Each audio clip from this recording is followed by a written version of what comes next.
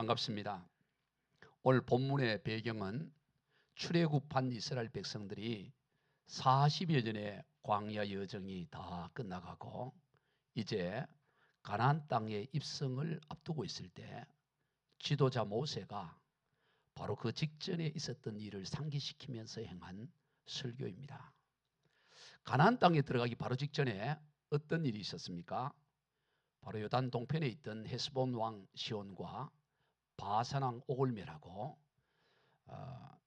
이스라엘의 12지파 가운데 두 지파 반, 루벤 지파와 갓지파, 므낫셋 반 지파를 땅을 분배하는 일이 있었습니다. 요단강을 건너가서 땅에 들어가 정복 전쟁을 하기 전에 이미 요단 동편에서 정복 전쟁을 치르고 땅을 분배하는 일이 있었던 것이지요. 모세는 그 일을 상기시키면서 앞으로 그렇게 가나안 땅도 정복하여 취하게 될 것이다. 그것을 말씀하는 거예요. 이는 장차 일어날 일들에 대한 예행 연습과 같아요. 마치 리허설과 같은 것입니다. 아직 가나안 땅에 들어가기 전에 이미 예행 연습처럼 리허설처럼 요단 동편에서 땅을 정복하고 취하고 분배하는 일이 있었던 것이죠. 그러면 구체적으로 어떻게 요단 동편에 있던 헤스본 왕 시온과 바산 왕 옥을 멸하고 땅을 분배했지? 그 구체적 과정이 어떻는가 하는 거죠. 외형적으로 볼 때는 일반 전쟁과 다를 바가 없어요. 가만히 있었는데 하나님이 땅을 엿다 먹으라고 이렇게 준 게 아니에요. 다 싸우고 전투, 치열한 전쟁이 있었던 것이죠. 일반적인 전쟁과 별반 다를 바가 없었습니다. 그러나 더 본질적인 것이 있어요. 그것은 바로 하나님의 개입하심이 있었다라는 거예요. 하나님의 허락하심이 있었다는 거예요. 출애굽한 이스라엘 백성들이 가나안 땅에 들어가기 위해서 헤스본과 바산 땅을 지나가야만 했던 것입니다. 그래서 헤스본 왕 시온에게 우리가 그 땅을 좀 큰 길로 지나갈 테니 아무것도 우리가 해치지 않고 다 양식도 돈을 줘서 사 먹고 물까지도 사서 먹을 테니 그저 길만 지나갈 수 있도록 빌려달라 그랬죠.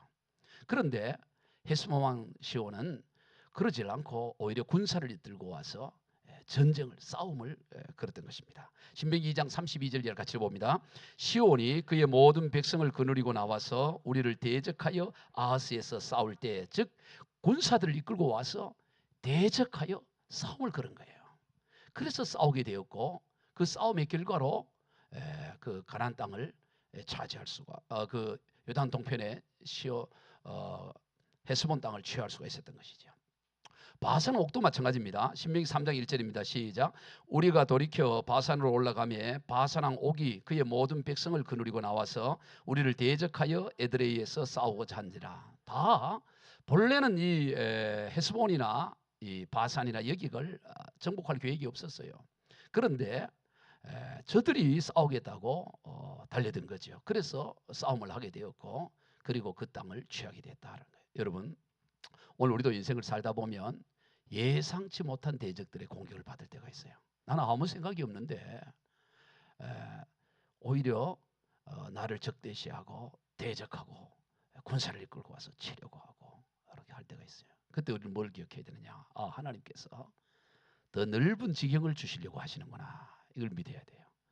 본래 하나님께서는 요단 서편에 가나안 땅만 하나님이 주시려고 했는데 요단 동편에서 이 헤스본 왕 시온과 바산 왕 옥이 그냥 길만 빌려주면 양식 팔고 물 팔고 해서 얼마든지 이렇게 좋게 자기들에게 유익할 수 있는데도 불구하고 싸움을 걸어서 이스라엘과 전쟁을 하게 되는 거죠. 그리고 이스라엘 입장에서는 여기는 하나님 우리에게 준 땅이 아닌데 왜 쟤들이 왜 저러지?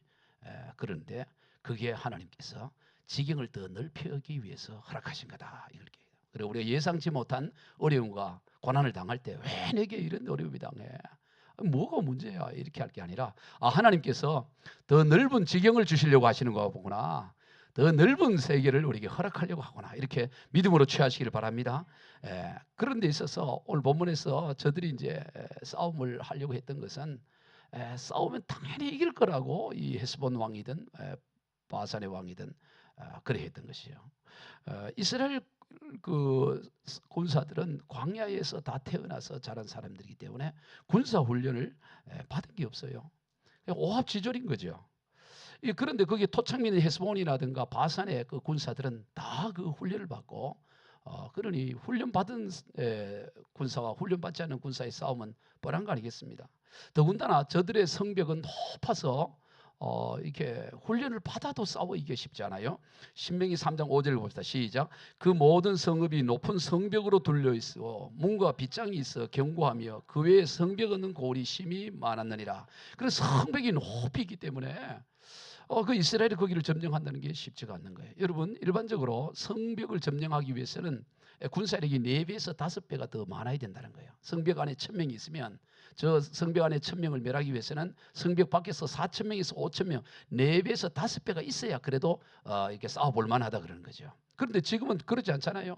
성벽 안에 있는 군사들은 다 훈련된 군사고 성벽 밖에 있는 사람들은 훈련도 받지 않은 오합지졸이고 수도 얼마가 안 되는 이 안에서 비하면, 그러니 이게 싸워서 이긴다는 게 이스라엘에게는 거의 불가능한 상황인 것이죠. 그러니 헤스본 왕이나 바산 왕이나 저것들 그냥 한 주먹 거려도 안 되겠다 이래 생각하고 길을 빌려주지 않고 오히려 싸움을 걸어왔던 것입니다. 더구나 바산 왕 옥에 대해서 이렇게 말하고 있어요. 신명기 3장 11절이라 시작. 르바임 족속의 남은 자는 바산 왕 옥뿐이었으며 그의 침상은 철침상이라 아직도 암몬 족속의 랍바에 있지 않냐. 그것을 사람의 보통 규빗으로 재면 그 길이가 9규빗이요 너비가 4규빗이라. 이 규빗이라는 것은 길이 다닌데요. 그 손끝에서 발꿈치 끝까지 보통 약 45cm. 팔이 긴 사람은 50cm 되지만 평균 45cm를 읽어요. 그런데 이 침상이 얼마나 큰지 9규빗이에요. 9규빗. 그러면 9 곱하기 45를 하면 얼마가 나와요? 4m 5cm가 나와요. 침상이 4m 5cm라. 그 다음에 이 너비가 얼마냐? 너비는 180cm 되는 거예요. 그러니까 4규빗이다 보니까 180cm. 그러면 오늘 우리로 말하면 이 침상이 이 르바임 족속인 거인 족속인데 거인 족속 중에 남아있는 바산왕 옥이 얼마나 기골이 장대했던지 침대가 4m가 넓어. 여러분 집에 침대 길이 얼마 정도 돼요? 보통 한 2m 정도 되겠죠. 그리고 제일 큰 침대를 우리는 뭐라 그래요? 킹 사이즈를 그래요? 킹보다 더 큰 사이즈는 슈퍼 킹 사이즈. 나도 킹도 모르시는 분들이 있는 것 같아요. 다 그냥 그러니까 킹 사이즈인데 이게 슈퍼 킹인데 이게 슈퍼 킹보다 크잖아. 이건 더블 슈퍼 킹인 거야. 그러니까 이게 어마어마하게 큰 거죠. 이 바산왕 옥의 침상 하나가 이렇게 큰 침상인 거예요. 거인 족속인 거지. 그런데 그 침상도 그냥 나무 침상이 아니고 뭐라고요? 철 침상을 철로 만든, 그 당시에 철을 이용했다는 거예요. 그러니까 이미 철기를 가지고 사용하고 있었으니 그래 이거는 이스라엘과 이 백성들과 이 바산의 이 전투라는 것은 싸워봐나 만한 그런 싸움인 것이죠. 여러분 아무리 칼과 활을 잘 써도 총을 이길 수 있어요? 아무리 명궁이라 하더라도 총한테는 이길 수 없고 미사일한테는 이길 수가 없는 거 아니겠어요? 그러니까 이 무기 면에서나 모든 면에서 이거는 비교가 안 되는 싸움이었습니다. 그런데 결과가 어때요? 결과가 이스라엘이 이겨버려. 여러분 이게 신기해요. 도무지 이게 이길 수 있는 싸움이 아닌데 도무지 내가 건너갈 수 없는 강과 같고 도무지 이거는 내가 도저히 객관적으로 할 수 없는 것 같아. 지나고 보면 다 건너오고 승리하고 이긴다 이 말이죠. 이게 하나님이 개입하신 줄로 믿으시길 바라며 결과는 어땠느냐? 결과는 승리했다는 것입니다. 어떻게 그럴 수 있었느냐? 어떻게 그 구체적 과정은 나와 있지 않아요. 어떻게 그 기골이 장대한 그런 족속들을 그 성곽이 높고 그걸 어떻게 이길 수 있었나? 이 오합주졸인 이스라엘 백성들이 그것은 하나님께서 그들에게 넘겨주셨기 때문이다. 하나님이 승리를 주셨기 때문이다. 그렇게밖에 기록이 없어요. 구체적인 어떤지는 모르지만 여러분 오늘 우리 인생도 마찬가지입니다. 과정이 구체적으로 어떤지는 모르지라도 하나님이 우리에게 승리를 주시면 승리하는 줄로 믿으시길 바랍니다. 하나님이 넘겨주시면 이기는 거예요. 달리 방법이 없습니다. 우리 신명기 2장 33절과 3장 3절 읽어봅니다. 시작. 우리 하나님 여호와께서 그를 우리에게 넘기심에 우리가 그와 그의 아들들과 그의 모든 백성을 쳤고 신명기 3장 3절 우리 하나님 여호와께서 바산왕 옥과 그의 모든 백성을 우리 손에 넘기심에 우리가 그들을 쳐서 한 사람도 남기지 아니하였느니라. 여러분, 하나님이 넘기시면 승리합니다. 따라해 봅시다. 하나님이 넘겨주시면 승리합니다. 아멘. 승리의 조건이 성곽이 얼마나 높으냐, 기골이 얼마나 장대하냐, 철기 무기냐, 거기에 달려있는 것이 아니고 하나님이 넘겨주셨느냐. 하나님이 그들을 넘겨주시면 우리가 아무리 객관적으로 부족하고 열악하고 보잘것없고 메뚜기 같아 할지라도 승리할 수가 있다 이 말이죠. 이게 신앙의 여정인 것입니다. 하나님이 넘겨주시면 승리해요. 여러분, 요즘 이스라엘과 이란이 서로 미사일을 쏘가면서 싸운 걸 보면서 중동 전쟁에 대한 관심이 있잖아요. 중동 전쟁. 여러분, 이 중동의 이 전쟁을 살펴보면 1차, 2차, 3차, 4차 전쟁이 있었는데 이 도무지 이스라엘이 이길 수 있는 구조가 아니에요. 신기해요. 우리가 일방적으로 이스라엘을 또 편들기도 좀 그래요. 너무 이스라엘이 세게 나가가지고. 그런데 그 이스라엘이 그 아랍연합군과의 1차에서부터 4차의 전쟁을 보면 도무지 이길 수 없는데 결국에 4차 전승을 당한다고요. 특별히 처음에 있었던 1차 전쟁이 언제 일어났냐면 이스라엘이 1947년 11월 29일에 유엔에서 분할 통치안이 통과가 됩니다. 33대 10으로 분할 통치안이 통과되는데 어떻게 되느냐? 이 팔레스타인 땅을 그 이스라엘 유대 지역과 그 팔레스타인 지역으로 분할하고 그중에 이 예민한 예루살렘은 그것은 유엔이 관리하는 것으로 해요. 그런데 그때 이스라엘에게 몇 프로를 주느냐? 이스라엘에게 56%를 차지하게 하고 유대인들에게, 그 다음에 팔레스타인에게는 43%를 차지하고 그 1% 예루살렘 1%는 공동구역으로 그 유엔이 통치하게 하는 거예요. 그러니 갑자기 그 팔레스타인 입장에서는 자기들이 살고 있었는데 갑자기 이스라엘이 들어와고 56%를 차지하니까 누가 그걸 인정하겠어요? 이스라엘은 당연히 환영하고 받아들이지만 팔레스타인은 거부해버려요. 그래서 어떻게 했냐? 너희들이 독립선언만 해봐. 우리가 너희들 다 이렇게 지중해로 밀어넣을 거야 하고 그렇게 하고 있었는데 결국에는 1948년 5월 14일 날 이 초대 총리인 벤구리온이 독립을 선언해버립니다. 이스라엘 독립을 선언해요. 독립을 선언하니까 어떤 일이야? 그 다음 날 그 15일 날, 그러니까 8월 14일 날 독립을 선언하고 8월 15일 날 연합군이 밀고 들어오는 거예요. 몇 나라가 이 남쪽에는 이집트, 오른쪽에는 요르단, 지금 이 지도가 나오잖아요. 요르단, 그리고 이라크, 시리아, 바벨론, 어디죠? 레바논. 이 5개국이 연합으로 들어오는 거예요. 독립 선언한 상황이니까 아직 뭐 군사 조직도 안 돼 있어요. 민병대 수준이라고. 세계는 3일 안에 전쟁이 끝날 줄 알았어요. 저들은 어떻게 했냐? 너희들 다 밀어갖고 지중해로 다 밀어넣겠다 그랬어요. 어떻게 싸웁니까? 그 당시에 그 이스라엘은 무기가 없어갖고 총 한정에 3명당 총 한정을 줬어요. 아무 무기, 탱크도 없고 아무것도 없는 거라고. 근데 저들이 다 준비하고 있어요. 너희들 독립만 선언해봐. 우리가 밀고 들어갈 거야 하다가 딱 독립을 선언하고 나자 바로 밀고 들어갔던 것이요. 5월 14일 날 선언하고 5월 15일 날 바로 진격을 해서 어떻게 되겠어요? 그냥 다 끝날 거라고 봤던 거죠. 겨우겹이. 왜냐하면 이스라엘 사람들은 이 땅을 잃어버리면 우리는 또 600만 학살 같은 이 고난의 시간이 있으니까 생명 걸고 세 사람이 총한정 가지고 싸우는 거야.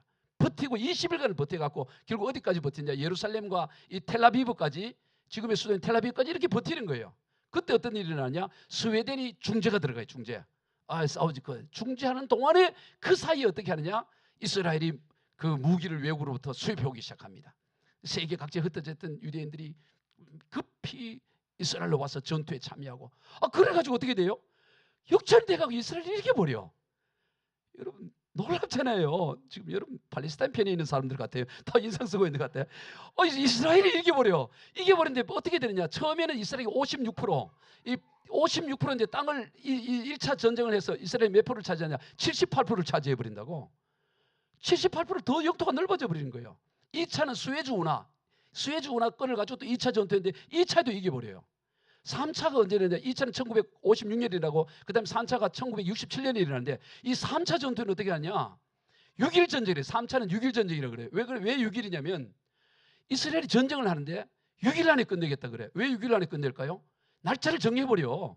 왜? 7일째는 안식일이니까, 안식일 안에 싸우지 없으니까 안식일 전에 끝내겠다고 해서 6일간 하고 우리는 전쟁이 이길 거라고 합니다. 진짜 6일 만에 끝나버려. 대승을 거두어버려요. 놀랍잖아요. 어떻게 그럴 수가 있을까요? 그때 그 6일 전쟁을 이끌던 모세 다얀이라는 총사령관이 뭐라고 얘기하느냐? 우리에게는 새로운 무기가 있다 그랬습니다. 다들 핵무기 쓰지 않나고 해서 다 긴장을 했어요. 그런데 이 새로운 무기가 뭐냐? 바로 아모스서 5장 14절로 15절인 겁니다. 전쟁이 일어나자마자 3차 6.1 전쟁이 일어나자마자 방송국 전역에서 계속 뭐를 들었냐? 아모스서 5장 14절로 15절을 계속 방송을 하는 거예요. 우리 아모스 9장 14절로 15절, 5장이 아니고 9장 14절 15절 같이 읽어봅니다. 시작. 내가 내 백성 이스라엘이 사로잡힌 것을 돌이키리니 그들이 황폐한 성읍을 건축하며 거주하며 포도원을 가꾸고 그 포도주를 마시며 관원들을 만들고 그 열매를 먹으리라. 내가 그들을 그들의 땅에 심으리니 그들이 내게 준 땅에서 다시 뽑히지 아니하리라. 내 하나님 여호와의 말씀이니라. 전쟁이 시작되자마자 사이렌을 울리고 전 방송이 이 방송만 하는 거예요. 아모스서 9장 14절 15절. 이 내용이 그런 거잖아요. 너희들이 회복하게 했는데 내가 준 땅에 너희들이 돌아오면 다시 뽑히지 않게 할 거다. 내가 여호와 하나님의 말씀에 너희들 뽑히지 않는다. 이 말씀 하나 붙잡고 싸운다고. 이 6.1 전쟁을. 그럴 때 어떻게 하냐? 모든 군인들에게 이 호주머니에다가 아모스서 9장 14절 15절 말씀을 다 주머니에 넣었고 그걸 보게 하는 거예요. 모든 군인이든 그 백성이든 전부 이 아모스 말씀 붙잡고 하나님 뽑히지 않게 해달라고 그래 기도하는 거죠. 그래서 6일 만에 승리를 거두자니 놀랍잖아요. 그러니까 이 아랍 연합국들이 얼마나 화가 나겠어요. 여러 대국이 다 합쳐도 이 조그만한 이스라엘 하나 모이니까 저들이 아주 이를 갈며 준비를 합니다. 이를 갈고 준비를 하고 또 준비를 해서 드디어 1973년에 욤키푸르 전쟁 제4차 중동전쟁을 하는데 철저히 준비가 된 거예요. 언제 전쟁을 해야 될까? 워낙 이스라엘이 계속 지니까 체면도 안 되고 이스라엘이 싸움을 할 수 없는 날 하자. 그날이 언제냐 봤더니 욤키푸르. 이스라엘 최대 명절이 7월 10일이에요. 유대력으로. 7월 11일은 뭐냐면 대속죄일이라고. 7월 10일 대속죄일은 모든 사람 어떤 사람도 일을 하지 않고 다 하나님을 예배하고 대제사장이 하루만 그날 성전에 지성소로 들어갈 수 있는 날이 7월 10일 그날이 욤키푸르라는 날이. 그날 전쟁을 가는 거야. 이스라엘이 반격을 하지 못하도록. 그래서 이 전쟁을 하는데 이스라엘 내 얻어 터지는 거지. 안식일 날이니까 싸우지를 못하니까 하루 종일 얻어 터지고 그 다음부터 반격을 하는데 어떻게 됐을까요? 그것도 승리를 하는 거야. 지금 아직 누구 편에 있는지 지금 인상을 좀 배워봐요. 물론 이스라엘이 요즘 너무 세게 해서 좀 내가 좀 미운 마음도 있어. 사실 너무 그렇게 힘 있다고 그래. 그렇지만 어쨌든 그래서 그 전쟁을 제4차 전쟁을 욤키푸르 전쟁이라고 그럽니다. 대속죄일 전쟁이라고 그런다고. 그 전쟁조차도 이겨버리는 거죠. 우리가 그 이스라엘의 역사를 보면 물론 이스라엘이 온전히 지금 하나님을 예배하지도 않고 그렇죠. 그리고 보면 도대체 저 민족이 어떤 민족인가. 아니 2000년 동안 나라가 없이 흩어져서 떠돌이하고 있다가 어느 날 2000년 만에 여기가 우리 조상 아브라함이 주신 땅이니까 여기 우리 나라 세우겠다고. 그런 세계의 역사 가운데 단 한 건도 없잖아요.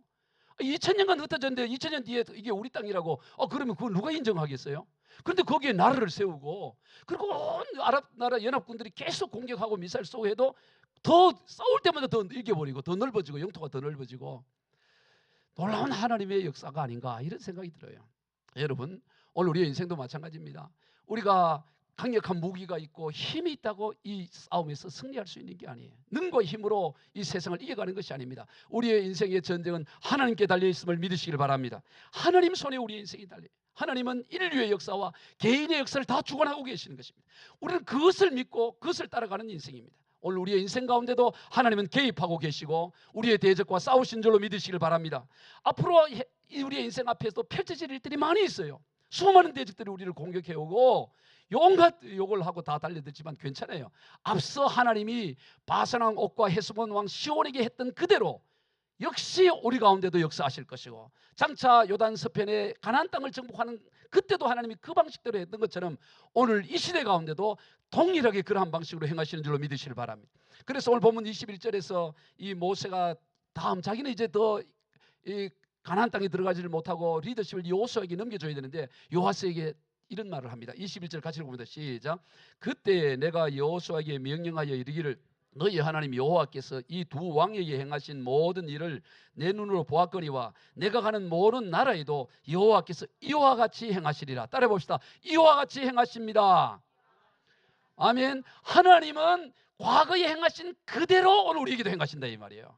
그저 바산왕 옥과 시온 거기만 역사하신 것이 아니고 이 요단 동편에 역사하신 그대로 요단 서편에도 이와 같이 행하실 것이다. 그렇게 행하신 것 그대로 오늘 우리의 삶 가운데도 이와 같이 행하실 것이다. 이걸 믿음으로 취해야 된다는 거예요. 우리의 인생 가운데도 하나님은 어제나 오늘나 영원토록 변함이 없고 동일한 하나님이시기 때문에 하나님은 성경에 기록된 그대로 내게도 행하실 것이다. 이것을 우리가 믿음 가운데 취해야 되는 것입니다. 여러분, 오늘 우리가 왜 이 본문을 읽습니까? 과거 이스라엘의 역사를 공부하는 겁니까? 이스라엘 역사 공부할 이유가 뭐가 있습니까? 우리나라 역사도 공부해야지. 왜 남의 나라 이스라엘의 역사를 공부하고 왜 그걸 공부합니까? 그 이야기가 남의 나라 이야기가 아니고 바로 나의 이야기고, 그때 역사했던 하나님의 역사가 오늘 이 시대 가운데도 그대로 일어나기 때문에 이스라엘의 역사를 우리가 공부하는 줄로 믿으시기 바랍니다. 많은 세상 사람들 왜 이스라엘 공부하고 이스라엘 신을 믿냐? 그게 아닌 거예요. 그 이야기가 곧 나의 이야기고 우리 가운데 있기 때문에 우리들 자신의 이야기라는 것입니다. 로마서 15장 4절을 봅니다. 시작. 무엇이든지 전에 기록된 바는 우리의 교훈을 위하여 기록된 것이니 우리로 하여금 인내로 또는 성경의 위로로 소망을 가지게 함이라. 전에 기록된 모든 성경에 기록된 내용은 우리를 위해서 기록되어 있고 그 내용을 통해서 우리로 하여금 소망과 위로를 얻도록 하기 위한 것입니다. 아, 성경에 주님이 이렇게 하셨지. 이때 주님이 이렇게 하셨지. 그러니 내기도 오늘 이렇게 하실 거야. 이와 같이 행하실 거야. 사방이 다 막혀 있을 때도 하나님 살려주시고 역사하시는 하나님. 앞에는 홍해, 뒤에는 애굽의 무장된 병사, 양쪽에는 어디도 갈 수 없는 상황. 지금 내가 그 상황 가운데 빠져 있지만 하나님은 그때 홍해를 가르치게 하신 하나님이 내 인생 가운데도 홍해를 가르치고 승리하시게 하실 것입니다라고, 그것을 그 약속된 말씀을 나의 말씀으로 취하고 받아들인다는 것입니다. 성경은 모든 우리의 삶 가운데 그렇게 하는 거예요.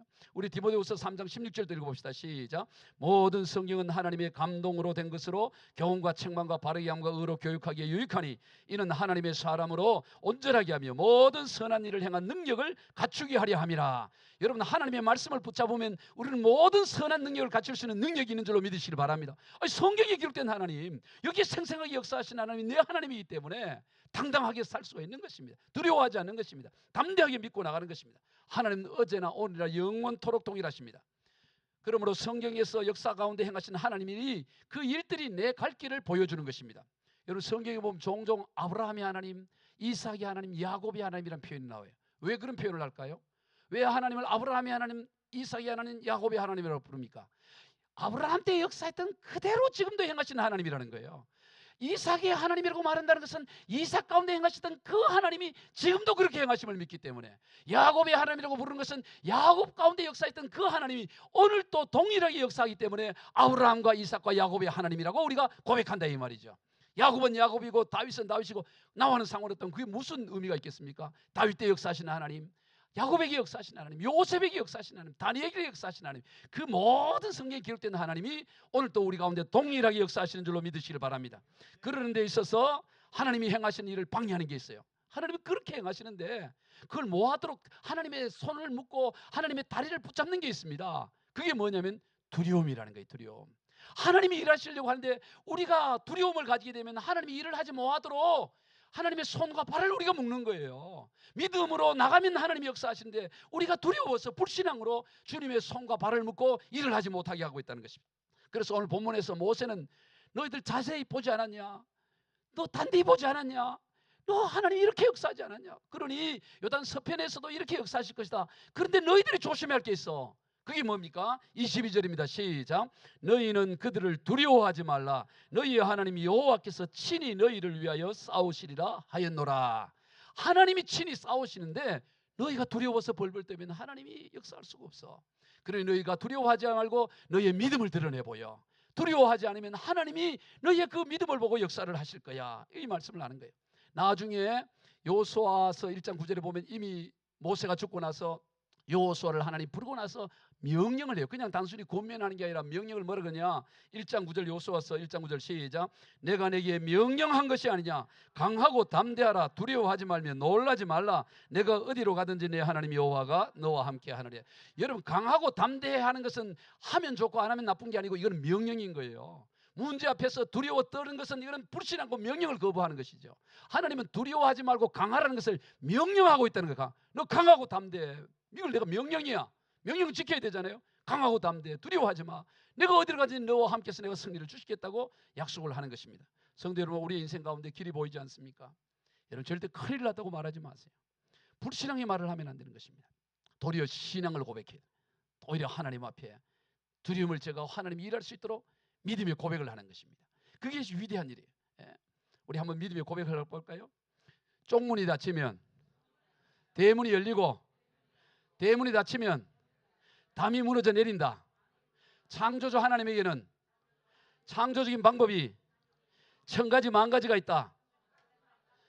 거룩하고 전능하신 하나님께서 지금 나와 함께 하심을 정말 진짜 믿는다. 돈이 없지 믿음이 없냐? 돈이 없지 하나님이 없으시냐? 아멘. 전능하신 하나님은 살아계시고 오늘도 우리 가운데 역사해요. 악한 자들이 악한 교회도 하나님 몰려나서 이때 믿음의 고백을 하는 게 믿음의 고백. 그러면 그 믿음의 고백을 드리고 하나님이 역사하시는 거예요. 아멘. 고백을 하라고. 고백. 답답할 때, 사방이 막힐 때, 속 터져 미치겠어 이런 소리 하지 말고 그때 하나님의 믿음을 고백을 하는 거예요. 하나님 우리에게 캄캄할 때 뭘 하느냐? 이때 내가 믿음을 제조할 때야. 금보다 귀한 믿음을. 여러분 하나님이 가장 기뻐하는 건 뭐냐? 믿음 보고 기뻐해요. 믿음 보고. 우리 베드로전서 1장 7절 믿음을 얼마나 귀하게 여긴지 금보다 더 귀하다는 표현을 합니다. 시작. 너희 믿음의 확실함은 불로 연단하여도 없어질 금보다 더 귀하여 예수 그리스도께서 나타내실 때 칭찬과 영광과 존귀를 얻게 하려 함이라. 여러분 주님이 우리에게 장차 오실 텐데 우리가 칭찬과 영광과 존귀를 뭘 보고 얻게 되느냐? 우리 믿음. 사방이 어려움 당했을 때 네가 믿음한 그 믿음의 고백이 내게는 그게 보배고 보석이야. 예. 여러분 사방이 다 답답할 때 그때는 뭐 할 때냐? 믿음을 만들어낼 때예요. 믿음을 제조하고 믿음의 금보다 귀한 믿음을 주님 앞에 드러낼 때예요. 한 번 더 해봅시다. 쪽문이 닫히며 대문이 열리고 대문이 닫히면 담이 무너져 내린다. 아멘. 담이 무너져 내린다고 고백하는 것이죠. 지 문이 닫혔는데 그때는 고백을 하는 거예요. 믿음의 고백. 이때 하나님이 금보다 귀한 보배를 받을 때구나. 이 믿음을 받고 칭찬과 영광과 존귀를 주시기 위해서 우리에게 믿음을 만들라고 하실 때구나 하고 우리는 믿음의 고백을 한다 이 말이죠. 이거보다 위대한 게 없어요. 그래서 우리가 일부러 어려움을 당할 필요는 없어요. 일부러 이게 어려움, 일부러 고난 당할 필요는 없잖아요. 그러나 고난이 오는 걸 굳이 피할 필요는 없어요. 일부러 당하고 갈 필요는 없지만 고난이 올 때 뭘 만들어요? 금보다 귀한 믿음을 제조하니까 고난 이때 사방이 막혔을 때 이때 주님이 금보다 귀한 믿음을 내한테 찾을 때구나. 그때는 믿음을 발휘하는 것입니다. 창조주 하나님에는 창조적인 방법이 몇 가지가 있다고요? 몇 가지? 1000가지 만가지가 있어요. 1000가지. 여러분 늘 얘기하지만 홍해 앞에서 홍해를 건너는 방법이 밤새 이게 물을 바람을 내서 갈라서 건너는 방법 하나밖에 없을까요? 아니에요. 1000가지 만가지가 있습니다. 하나님이 홍해를 얼게 만들어갖고 순식간에 얼음을 만들기 위해서 얼음 위로 걸어갈 수도 있고요. 고래들을 다 데리고 와서 고래 등을 타고 건너갈 수도 있고요. 또 뭐가 있어요? 방법이 많은 게 순간이동도 할 수 있고, 그렇지. 순간이동. 해오리 바람으로 이렇게 해서 갈 수도 있고. 방법은 1000가지 만가지 있다. 방법이 없는 게 아닙니다. 오늘 우리가 그때 믿음의 고백을 하는 그 홍해 앞에서 모세가 그 장면은 정말 성경이라는 베스트 10 장면 가운데 하나가 모세가 그 홍해 바다 앞에서 출애굽기 14장 14절에서 다 두려워 벌벌벌 떨고 있을 때 모세가 다 지팡이를 잡고 아마 연수염을 하고 우리 장로님처럼 머리도 이렇게 해서 이렇게 할 것 같아요. 너희는 두려워하지 말고 가만히 서서 여호와께서 오늘 너희를 위하여 행하시는 구원을 보라. 너희가 오늘 본 애굽산을 영원히 다시 보이지 아니하리라. 여호와께서 너희를 위하여 싸우시리니 너희는 가만히 있을지어다다다다. 그럴 때 얼마나 멋있어요. 다 두려워 벌벌벌 떨고 있는데 모세 하나가 딱 지팡이 들고 두려워하지 말고 가만히 좀 서 있어. 여호와께서 너희를 위하여 싸울 거야. 너 지금 애국 병사 이제 보고 영원히 너 못 볼 거야. 저들 하나님 다 정리할 거야. 여러분 이게 보배인 줄로 믿으시길 바랍니다. 고난 가운데 다 절망하고 낙심하고 불안한데 그때 믿음의 고백을 하는 것입니다. 창조주 하나님에는 창조적인 방법이 1000가지 만가지가 있습니다. 내가 돈이 없지 믿음이 없는 것이 아닙니다. 돈이 없지 하나님이 없으신 게 아님을 내가 믿습니다. 그걸 믿음의 고백할 때 그게 보배라는 거예요. 여러분 성경이 또 아주 멋진 장면 가운데 베스트 10 가운데 또 한 장면이 뭐냐면 욥의 고백이에요. 욥이 얼마나 고난을 당합니까? 도대체 하나님이 왜 이렇게 하시는지 앞으로 가도 뒤로 가도 옆으로 봐도 도대체 하나님은 만날 수 없고 하나님의 음성은 들려지지 않고 도대체 왜 내 인생 가운데 왜 하나님이 나만 이렇게 힘들게 하는지 알 수가 없는 상황 가운데 있을 때 그때 멋진 금보다 귀한 보배를 믿음의 고백을 하는데 한번 볼까요? 우리 욥기 23장 8절 이하 시작. 그런데 내가 앞으로 가도 그가 아니 계시고 뒤로 가도 보이지 아니하며 그가 왼쪽에서 일하시나 내가 만날 수 없고 그가 오른쪽으로 돌이키으나 배울 수 없구나. 자 보세요. 앞으로 가도 뒤로 가도 왼쪽으로 가도 오른쪽으로 가도 그때가 뭐하냐? 믿음의 고백. 그 다음 10절 그 유명한 10절이에요. 시작. 그러나 내가 가는 길을 그가 아시나니 그가 나를 단련하신 후에는 내가 순금같이 되어 나오리라. 아멘. 이게 보배란 말이에요. 이게 진짜 순금 같은 거예요. 그 상황 가운데 앞으로도 뒤로 좌로 우로도 하나님 보이지 않지만 그러나 내 가는 길 하나님 다 알고 계신다. 이 고난의 길을 단련하신 후에는 내가 순금같이, 예전에는 정금이라는 표현을 썼어요. 정금같이 되어 나올 것이다. 이 위대한 고백, 이것을 하나님은 귀하게 여기는 줄로 믿으시길 바랍니다. 우리 사방이 다 막혔을 때 오늘은 이 정금 같은 고백을 우리가 해야 되는 것입니다. 그리고 다음으로 오늘 본문에서 모세는 요단 동편에서 이미 땅을 분배받은 지파들을 향해서 너희는 가나안 땅을 정복하는 전쟁에 있어서 선봉에 서라, 그런 말을 해요. 우리 18절 19절 한번 읽어봅시다. 시작. 그때 내가 너희에게 명령하여 이르기를 너희 하나님 여호와께서 이 땅을 너희에게 주어 기업이 되게 하였은즉 너희의 군인들은 무장하고 너희의 형제 선봉이 되어 건너가되 너희에게 가축이 많은 줄 내가 아노니 너희의 처자와 가축은 내가 너희에게 준 성읍에 머물게 하라. 자 보세요. 지금 이 두 개 지파 그리고 나머지 반 지파, 이들은 이미 땅을 요단 서편에 분배를 받았어요. 이미 집을 다 거쳐 땅을 다 받았어. 그러면 그 다음 요단강 건너가지 않고 우리는 여기서 그냥 조사원이 이렇게 거기 머물 수가 있잖아요. 근데 모세가 뭐라 그러냐, 너희들은, 처자들은 그냥 이 가축과 함께 여기에 머물러 있지만 이 젊은이들, 장정들은 이 가나안 정복 전쟁을 하는 데 있어서 제일 선봉에 서야 된다고 말해요. 제일 선봉에. 왜? 너희들은 이미 받은 것이 있으니까. 이미 받았으니까 받지 못한 이들을 위해서 제일 선봉에 서서 이 정복 전쟁이 다 취하고 난 다음에 그때 너희가 돌아와서 이 땅에 거하라 이런 얘기입니다. 이미 가진 자, 이미 받은 자는 뭘 해야 되느냐? 선봉에 서야 되는 거예요. 이들은 선봉에 안 서도 됩니다. 이 가나안 땅 서편 취해봐야 내가 뗄 땅이 아니에요. 내 땅이 아닙니다. 나는 이미 땅이 분배되었어요. 그리고 설렁설렁 할 수도 있어요. 그런데 그러지 않습니다. 하나님은 너희가 이미 가졌으니 제일 선봉에 서서 싸우고 그 땅을 다 취하고 난 다음에 돌아오라고 말하는 것입니다. 여러분, 오늘 우리 인생도 마찬가지입니다. 오늘 우리 인생 가운데 받은 것이 너무 많다면, 가진 것이 취한 것이 있다면, 아니 나는 이거 가지고 그냥 여생 편하게 살면 되겠네, 그게 아니고 그걸 가지고 제일 선봉에 서서 주의 일을 해야 되는 줄로 믿으시길 바랍니다. 선봉에 서야 된다. 선봉에. 특히 우리 이 대한민국을 보면 이 대한민국은 하나님 나라 입장에서 볼 때는 제일 선봉에 서야 될 민족이에요. 제가 여러 해 전에 우즈베키스탄을 갔다 온 적이 있어요. 우즈벡, 중앙아시아의 우즈벡은 바다가 없어요. 전부 내륙으로 둘러싸여 있어요. 그 우즈벡을 갔는데 이 우즈벡이라는 나라가 우리나라 남북한의 2배가 넘어요. 이 남한의 4배가 넓은 영토예요. 근데 그 우즈벡이라는 땅이 얼마나 좋은지 차를 타고 가면 몇 시간을 가도 산이 안 나와요. 계속 평지야. 그 목화 심어놓고 땅이 넓어요. 그 갈 때마다 우리 형님이 생각났어요.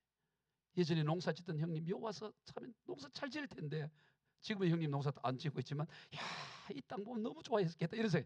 땅이, 예전에 시골엔 땅이 없었잖아요. 땅이 없어 개간하고 이랬잖아요. 땅이 끝이 없네. 저 산이 보이는데 가이드에게 저 산에 가려면 얼마 걸리니까 산에 자동차 타고 몇 시간을 가야 산에 되나. 왜? 지금 저 지평선에 보이는 산이지만 가면 갈수록 멀어져 간다는 거예요. 그래 끝없는 우즈베키스탄이 그래요. 그런데 거기에 봤더니 사람들이 얼마나 사니까 약 3천만 명 정도가 사는데 그 넓은 땅에 다니는 차들 중에 70%에서 80%가 다 대우 마크 찍고 다녀요. 대우 김우중 회장이 거기다 대우 현재 공장을 만들어 갖고 전부 대우차가 70% 80% 전부 대우차를 타고 다니는 거예요. 그 우즈베키스탄 사람들은 한국이 미국보다 더 높이 쳐요. 그렇게 하는데 그 어떻게 얼마나 사나 해봤더니 경제 규모는 우리하고 비교가 안 되는 거야. 우리 경제 규모, 제가 이번에 자료를 한번 찾아봤더니 우리 경제 규모가, 우리는 지금 1인당 GDP가 3,600달러인데 지금 우즈벡은 얼마냐? 2,800달러밖에 안 돼. 그리고 우즈벡 사람들 우리나라 와서 한 달치만 보면 1년 이상치를 13개월치를 벌어가는 거예요. 그러니까 어떻게든 우리나라 오고 싶은 거지. 이 차이가 엄청나다고. 그런데 거기에 예수 믿는 사람이 1%도 안 돼. 1%도 안 돼. 여러분, 우리나라가 아무리 예수 요즘 많이 적다 하더라도 1% 이상, 우리가 5천만 200만 되는데 520만 명은 넘잖아요. 아무리 작더라도 10% 이상은 된다고요. 20%까지는 안 될지라도 얼마나 우리나라 이 놀라운 복이에요. 이렇게 이 여름에 이 더위에 지금 에어컨을 막 틀어가고 춥다 그러고 에어컨 거라고 그런 사람이 있잖아요. 춥다고. 좀 참아요. 이 더위에 이 춥다는 게 얼마나 이게 복인 줄을 알아요. 놀랍잖아요. 이게 얼마나. 지금 저는 너무 더워요. 놀라워. 우리가 얼마나 복을 받은지 몰라요. 신앙의 자유가 있죠. 그래서 제가 어제 관심이 있어갖고 이 우즈벡 하나는 그런데 그러면 이 1991년에 소련에서 이게 해체됐을 때 그 중앙아시아의 5대 스탄이 이게 독립을 했잖아요. 대표적인 나라가 카자흐스탄, 우즈베키스탄, 그 다음에 키르기스탄, 타지키스탄, 투르크메니스탄 이 5개 나라들이 있다고. 이 5개 나라 중에 카자흐스탄은 세계 면적이 세계 9번째로 큰 나라예요. 그래서 이 전체 면적이 얼마나 넓은가 제가 또 저는 이 관심이 있어서 또 살펴봤어요. 했더니 이 영토가 400만 킬로제곱미터야. 즉 우리나라는 어떠냐 해봤더니 우리나라는 10만 킬로제곱미터야. 그러니까 우리나라보다 영토가 몇 배? 40배가 넓어. 40배가. 우리나라 영토의 40배가 이 중앙아시아 5대국이 중앙아시아가 40배가 넓다고. 여러분 40배는 엄청나잖아요. 인구가 얼마인가 했더니 우리나라 지금 5,200만 되는데 저들은 그 5개국을 다 합칠 때 약 한 8천만이 넘어. 그래서 중요한 것은 얼마나 잘 사나 한번 규모를 한번 따져봤어요. 23년도를 기준으로 했더니 이 5개국을 다 합쳤더니 수출액이 미국 달러로 얼마냐면 4,070억 달러예요. 4,070억. 5개국 다 합쳐가지고. 근데 우리나라는 얼마인지 아세요? 놀랄 준비하세요. 1조 7천억 달러야. 다시 잘 못 들었어요? 자, 이 5개 우리나라 영토보다 40배가 넓어. 40배. 40배가 넓은데 4,070억 달러인데 40배 작은 우리나라가 1조 7천억 달러라고. 1조 7천억 달러. 이야, 이 엄청난 거죠. 그러면 그 나라는 뭐 특별히 다르나요? 그 나라는 우리 아시아권에 있어요. 아시아권에. 겨울이 우리보다 좀 긴 것뿐이지 기후도 뭐 별 차이 안 나요. 그런데 그 나라 우리나라가 뭐 이렇게 차이가 나서 이렇게 잘 살고 이 신앙의 자유가 있고 여러분 이런 또 명설교도 듣고 이때 안 웃으면 내가 민망해요. 이게 얼마나 놀라운 복이에요. 놀라운 복. 할렐루야. 이 에어컨도 트고 얼마나 할렐루야. 그러면 이제 어떻게 돼요? 우리가 뭐 해야 되겠어요? 선봉해서 해야 된다 말이에요. 선봉해. 더 뭘 얼마나 더 가져야 됩니까? 더 얼마나 가져야 선봉했어요. 이 가나안 동편 너희들 이미 땅 분배받지 않았냐? 그러니 너는 이제 분배받지 못한 이들을 위해 선봉해서라고 말한 거예요. 오늘 우리가 선봉했어야 될 사명이 있는 줄로 믿으시길 바랍니다. 우리 교회가 선봉했어야 되고 한국 교회가 선봉했어요. 선봉했어요. 선봉해. 믿음의 사람들은 다 뒤에서 눈치 보고 지내지 않았어요. 다 선봉했었지. 어디에 줄 서면 내가 그런 조잡한 인생 살지 않는다고. 선봉에 서시길 주의 이름으로 축복합니다. 이 엄청난 복을 받았다고. 여러분 믿음의 사람들 다 선봉. 특별히 에스라, 느헤미야, 에스더 이들 보면 얼마든지 거기서 편하게 살 수 있었어. 에스라 같은 경우를 보세요. 에스라는 얼마나 그 삶이 그 아닥사스다 왕 페르시아의 황제가 이 포로 출신의 후손인 이 에스라를 얼마나 총애하는지 에스라가 원하는 거 다 들어줘 버려. 우리 한번 에스라서 7장 6절 한번 읽어봅시다. 에스라서 7장 6절 시작. 이 에스라가 바벨론에 올라왔으니 그는 이스라엘의 하나님 여호와께서 주신 모세의 율법에 익숙한 학자로서 그의 하나님 여호와의 도우심을 입음으로 왕에게 구하는 것은 다 받는 자이다. 아니 이 왕은 유대인의 왕이 아닙니다. 페르시아 대제국의 왕제라고. 근데 이 에스라는 포로 조상을 타고 보면 포로로 돌아온 후손이라고요. 근데 그가 하나님의 은혜로 요직에 올라서 왕의 측근 안에 서게 됐는데 그가 요구하면 왕이 다 들어줘. 이런 얼마나 좋은 자리예요. 그런데 그가 어떤 일을 합니까? 바로 다 무너져 버린 고국 예루살렘의 율법을 가르치기 위해서 예루살렘 여행을 택한다고. 편안하고 안락한 그 자리를 버리고.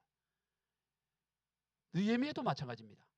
느헤미야도 그가 요구하는 건 다 왕이 들어주는데도 불구하고 무너진 예루살렘 성벽이 무너졌다. 그도 역시 그 바벨론에 남아있는 이스라엘 백성들을 이끌고 3차로 귀환하는 일을 봐요. 얼마든지 그날에 호요식 하시고 미래가 보장되고 현재가 안정적인 삶이에요. 그러나 그 자리에 안주하지 않고 미션과 사명을 향해 달려가더라 이 말이죠. 할렐루야.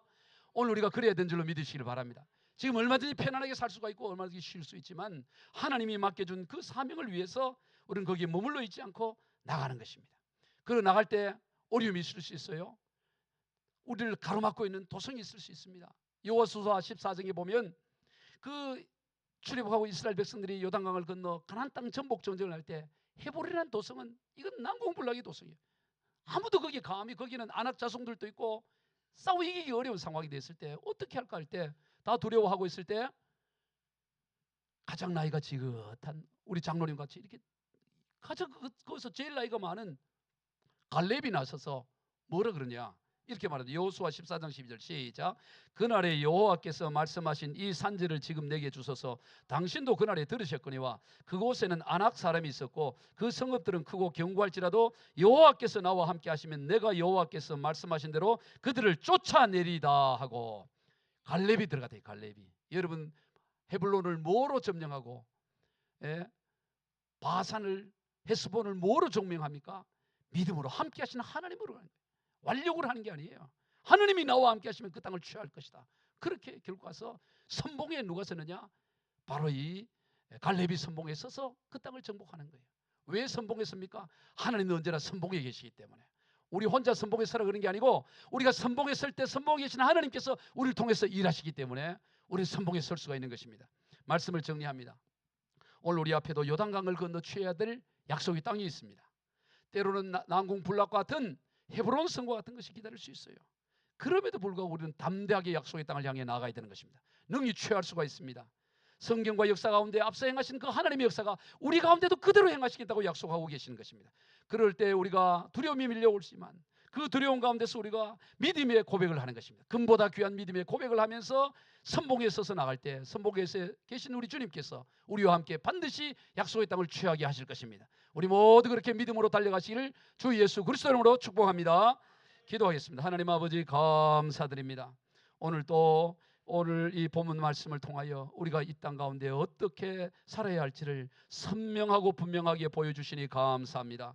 하나님 모세와 함께 하셨던 하나님이 오늘 우리와도 함께 하심을 믿습니다. 여호수아와 함께 하신 하나님이 오늘 우리 시대에 우리와도 동일하게 그렇게 행하실 줄로 믿습니다. 그 믿음으로 우리가 나아가게 하여 주옵소서. 두려움 헤브론 같은 성이 우리 앞에 놓여 있을 때 믿음의 고백을 하게 하여 주옵소서. 담대하게 믿음의 고백을 하며 선봉에 계신 주님과 함께 그 성을 취하여 하나님의 나라를 만들어가게 하여 주옵소서. 감사하고 축복하며 예수님의 이름으로 기도드리옵나이다. 아멘.